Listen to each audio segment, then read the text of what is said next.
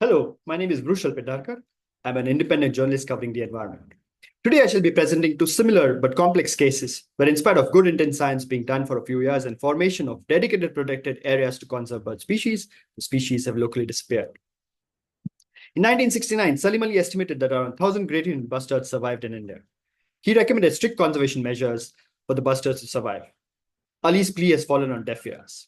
However, on the basis of Ali's survey and under his guidance, the Bombay Natural History Society in 1981 assumed responsibility of finding out about bustards' ecology and distribution in order to come up with concrete conservation plans. The BNHS surveys revealed bustards to be present in 6 states of Rajasthan, Madhya Pradesh, Gujarat, Maharashtra, Karnataka, and Andhra Pradesh. To dwell deeper in the bustard world, it established two field stations, one in Karera in Shivpuri district of Madhya Pradesh and the other in Nanaj in Solapur of Maharashtra. Although management was lax, Karera was declared as a bustard sanctuary on Ali's recommendation, comprising of 202 square kilometers. Similarly, Sailana, in western part of Madhya Pradesh, in the Malwa Plateau, was declared as a lesser florican sanctuary for protection of lesser floricans. At the time, Sailana was a mosaic of grassland and cropland, good florican habitat. Karera, on the other hand, was gently undulating with scattered rocks and boulders on a few hillocks. Originally, it was tropical dry deciduous forests that turned to open scrubland with large cultivated areas. In 1985, a young, fresh out of college biologist named Ravi Sankaran joined BNHS.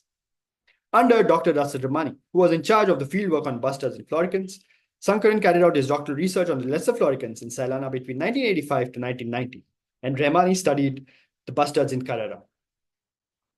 In the early 1980s, about 34 floricans were estimated in the Malwa region and 4,374 in the country. Towards the end of Sankaran's PhD, this would drop to 31 in Malwa and 1,672 across India.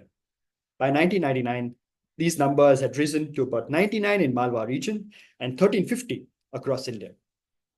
After Sankaran moved away from Malwa, the downfall was rapid for lesser floricans, going down to a little over 1,000 India-wide by 2010 and to 500 according to a 2018 Wildlife Institute of India estimate.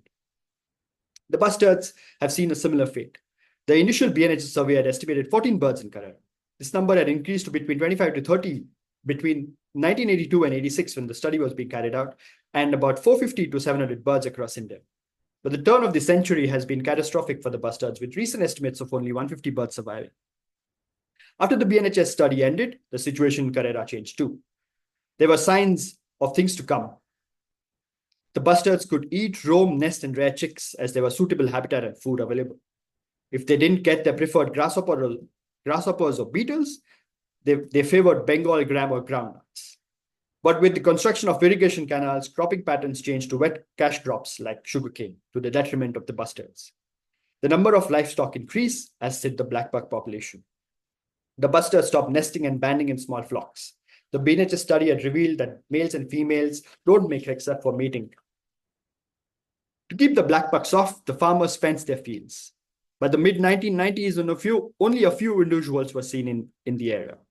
By the turn of the century, with no great Indian bustards, the local community started to demand for denotification of the sanctuary, as they were inconvenienced by the forest department and unable to make use of available land. Agitation grew to a crescendo to the ultimate demise of the sanctuary. Perhaps the first such instance. Sankaran studies had revealed some fascinating insights on the lesser floricans.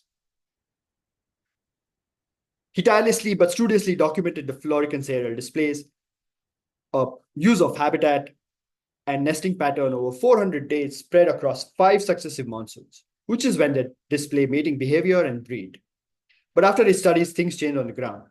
Besides irregular culprits like conversion of grasslands for agriculture, industrial development in form of windmills have proved detrimental to the floricans. Where there aren't blackbucks, there are nilgai that could trample ground eggs of the birds, and the new age threat of feral dogs. All of these have contributed to the disappearance of lesser floricans from the landscape. There has been clamor similar to the one in Karera. When that happens, there would be 2 centuries form around the same time, 40 years ago, where some of the finest ornithologists studied some fascinating birds, only for them to locally disappear over time. Thank you for listening in. I'm happy to take any questions if there are.